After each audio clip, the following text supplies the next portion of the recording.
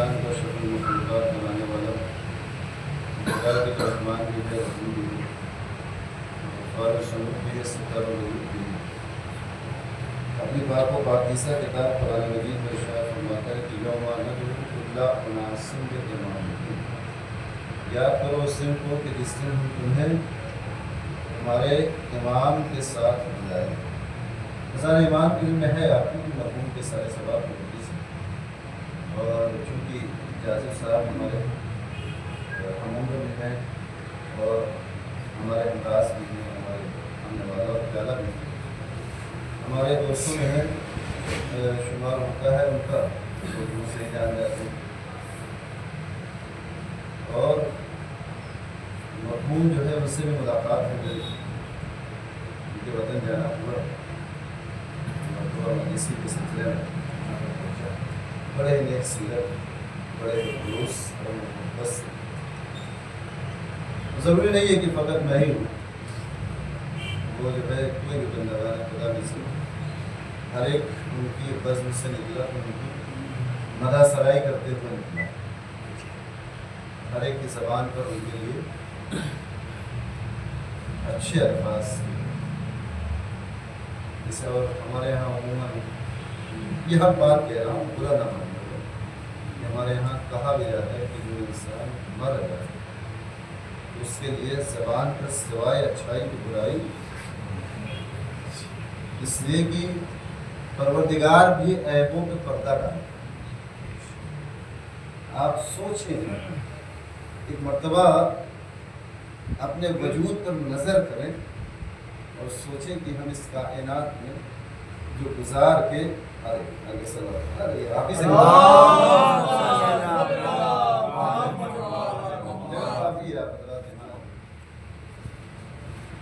नारे हैदरी या अली, नारे हैदरी या अली, नारे सलवार अल्लाहुम्मा सल्ली अला मुहम्मद व आले मुहम्मद।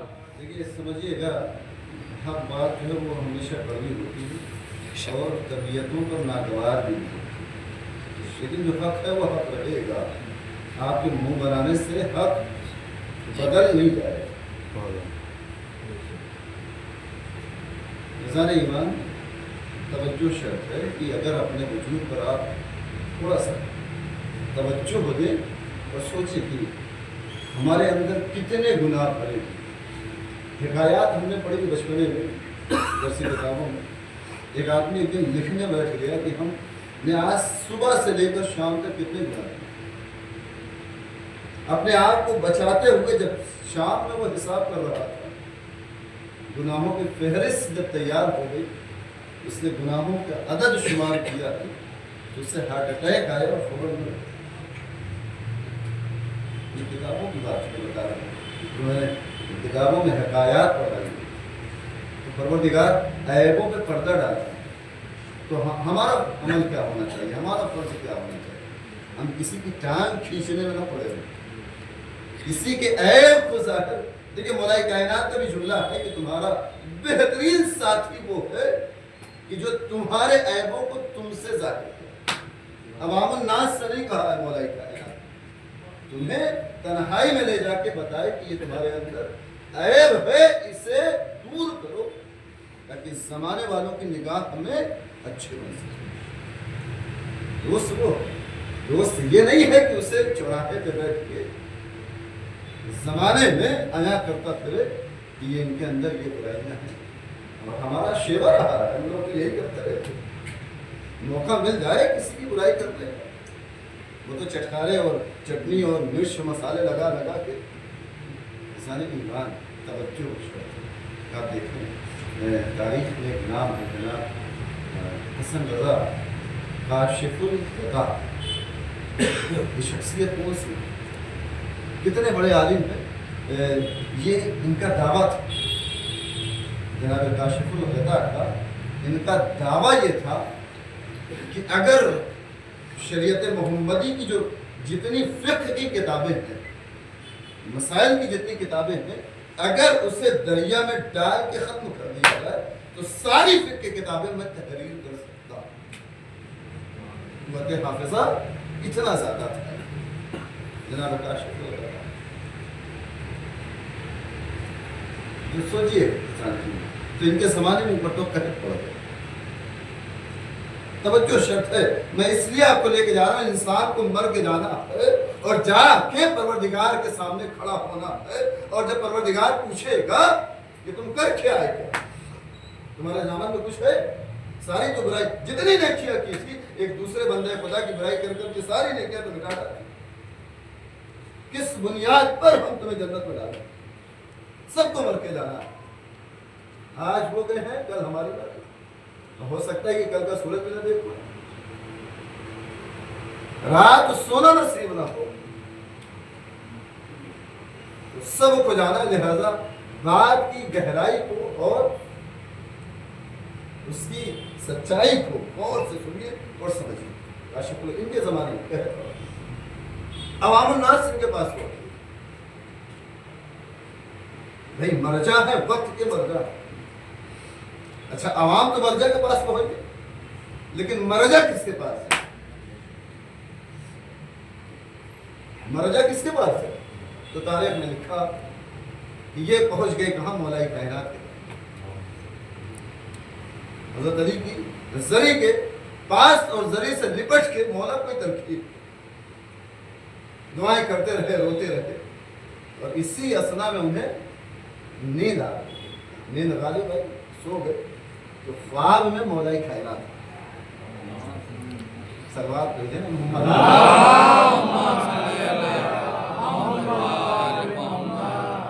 मौलाई कायनात आए और वो कहने लगे काशिफ को बता, जाओ फला महल्ले में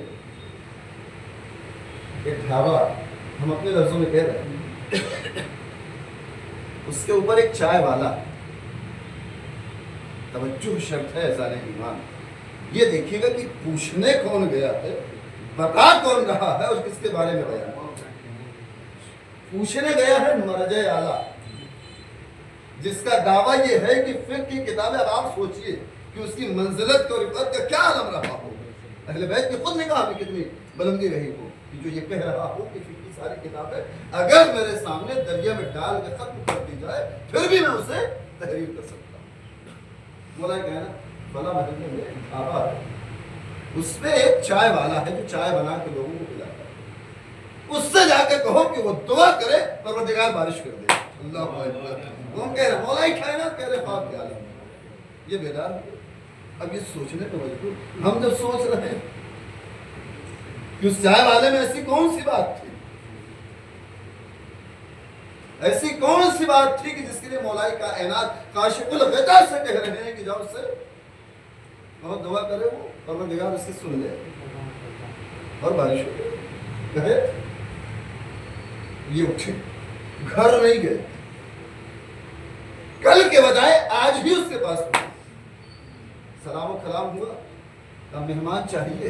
अल्लाह, हम तो मुंह बना लेते, दूर भागते, मेहमान देख ले क्या रहा है तो रास्ता, ये कहीं गले न पड़ जाए। क्यों शिक्र सलवात पढ़े पर मोहम्मद।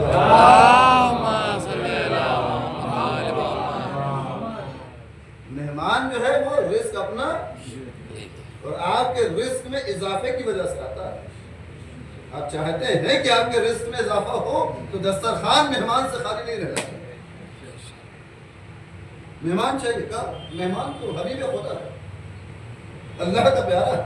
बस का हम फकत मेहमान नहीं का आज रात तुम्हारे यहाँ क़याम भी करेंगे, तो सोचो ये सोने थोड़ी आए, काशिफ को लगता ये तो देखने आए हैं कि परवरदिगार को इसका कौन सा अमल इतना पसंद आ गया कि इसकी दुआ फौरन मुस्तजाब हो जा रही है कि ये दुआ के लिए हाथ बुलंद करेगा और परवरदिगार बारिश करेगा।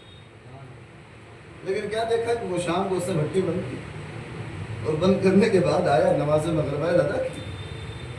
ये देखने आए थे कौन सी नमाज पढ़ रहा है, कौन सी दुआएं मांग रहा है, या रात में शबेदारियां कर रहा है। नहीं, वो आया नमाज मगरिब पढ़ी, खाना वाना खाया और बिस्तर इसरा आराम से सो रहा ना। नमाज शब पढ़ी उसने, सुबह की वक्त आया नमाज से, उठा उसने 2 रकात नाफिला पढ़ ली, 2 रकात जो है वाजिब नमाज पढ़ ली। पढ़ने के बाद फिर वो अपनी भट्टी। अब इनकी समझ में नहीं आया, ये देखने कुछ और आए थे, मिला कुछ और। जब कुछ नहीं रास मिला, ये तो उम्मत हर एक बंदे खुदा करता है। मैं इससे ज्यादा इबादत कर रहा हूँ। लेकिन परवरदिगार, तो याद रखिएगा, तवज्जो शर्त है। इबादत पर तवज्जो कीजिए, इबादत पर कभी घमंड करते हुए नजर ना आइए।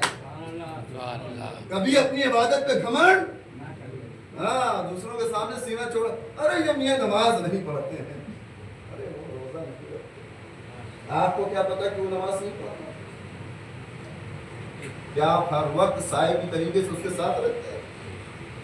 हुक्म है शरीयत का, बड़े ही सोच समझ के किसी को बेनमाजी का हुक्म नहीं।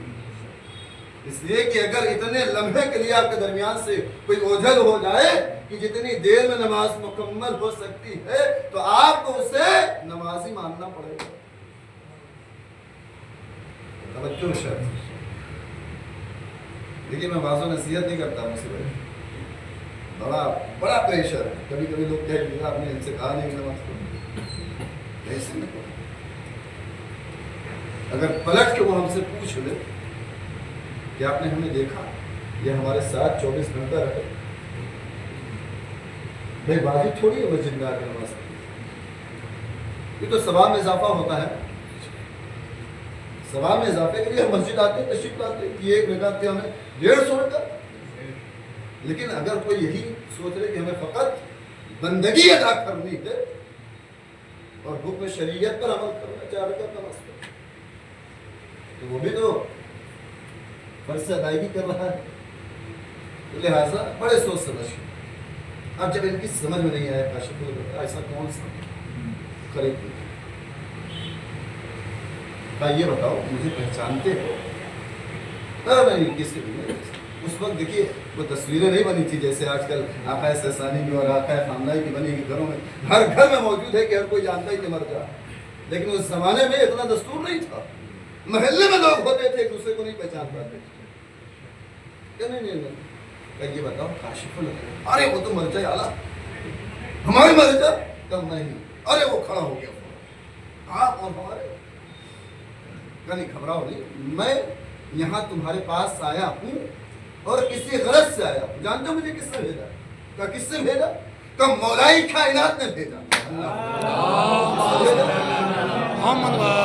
मौलाई कायनात ने भेजा।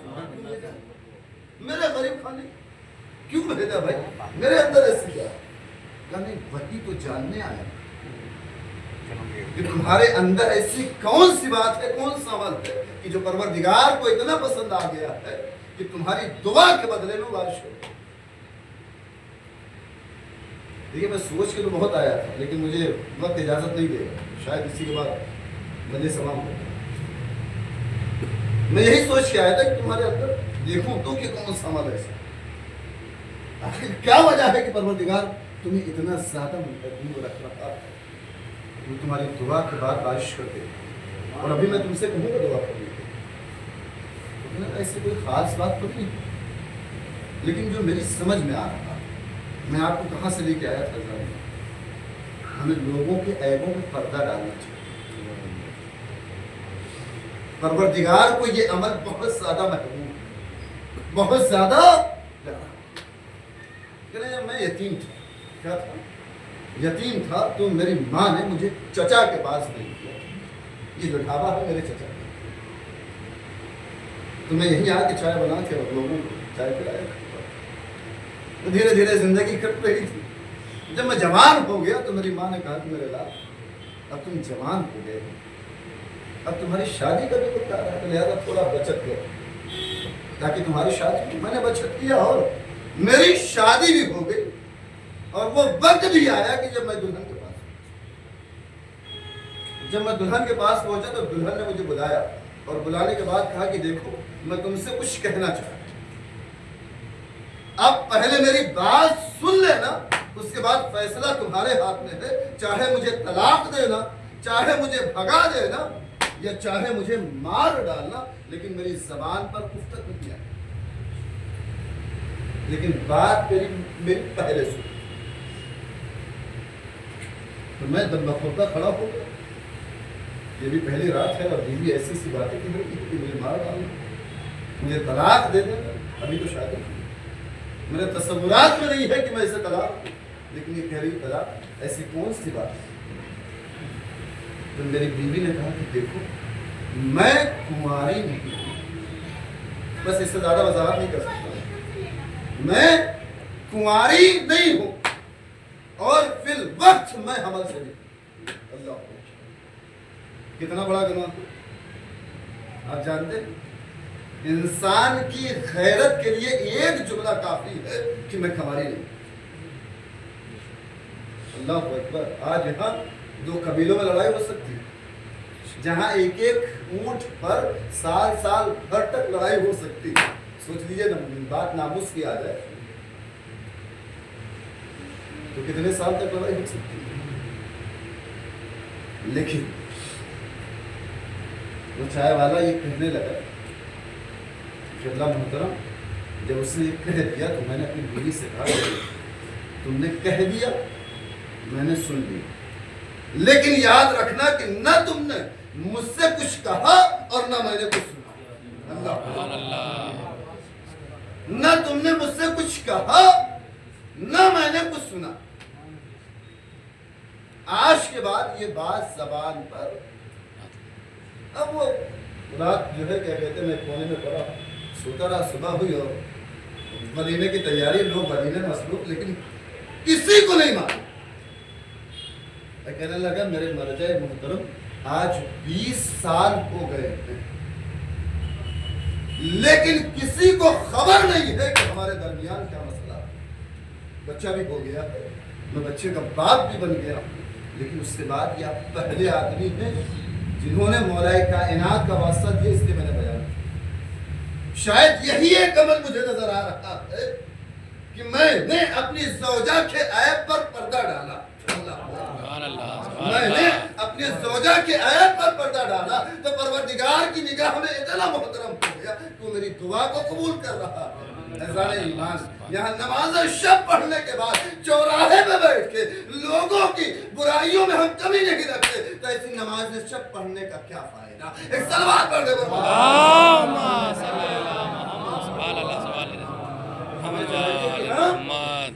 ہمیں چاہیے کہ ہم لوگوں کے عیبوں پر پردہ، یہاں تو عزیزان ایمان میں جملہ پھر کہہ رہا ہوں، یہاں تو عوام الناس سے بات چل رہی ہے، لوگ امام کو نہیں چھوڑتے، امام کو نہیں چھوڑتے۔ رہے امام حسین لے کے کیوں نہیں گئے چاروں؟ 4 شعر تو دیکھیے میری آئے کا موضوع یہی ہے، یوم ندعو کل اناس بامامہم، ہم تمہیں تمہارے امام کے ساتھ قیامت میں میدان محشر میں بلائیں گے۔ اب جو جس کا امام ہوگا اس کے ساتھ جائے گا۔ ہم دعا بھی یہی کرتے ہیں کہ پروردگار ہمارا حشر ہمارے اماموں کے ساتھ کرنا، ان کا حشر ان کے اماموں کے ساتھ۔ تو وہاں 4 شعر تھے امام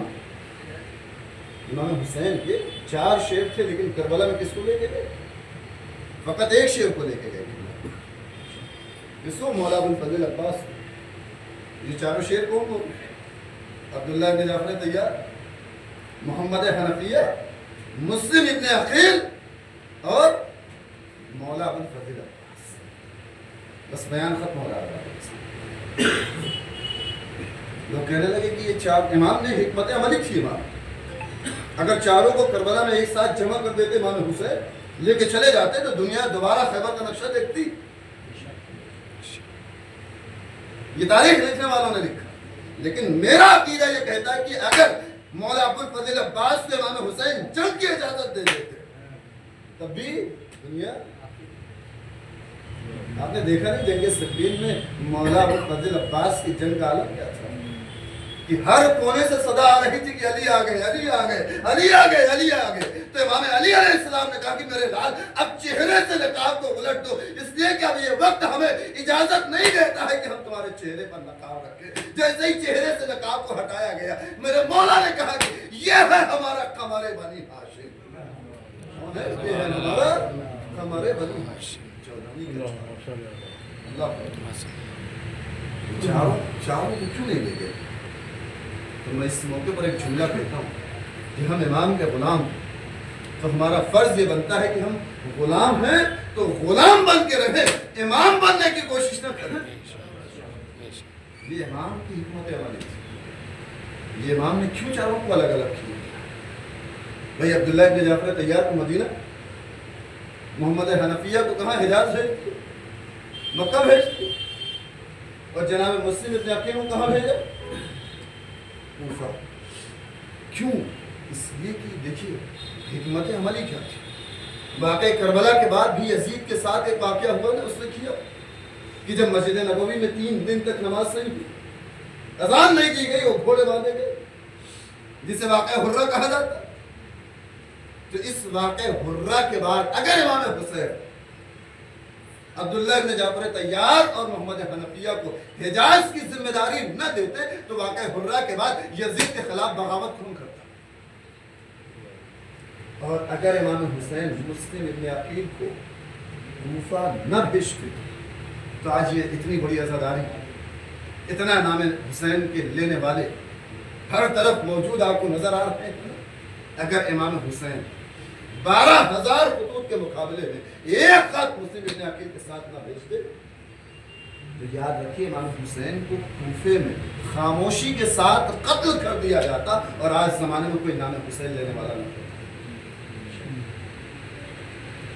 اور امام حسین مولا ابوالفضل عباس کو کربلا لے کے گئے، جن کی طاقت کا شہرہ پورے عالم میں موجود، سب جانتے، لیکن جنگ کی اجازت نہ دے کے شاید امام حسین یہ بتانا چاہ رہے تھے کہ حسین کو مجبور نہ سمجھنا، طاقت کے باوجود ہماری نگاہ میں جو مقصد کربلا ہے ہم اسے فوت ہونے نہیں دیں گے۔ بس وہ جملے مسائل کے سنیے، بات تمام۔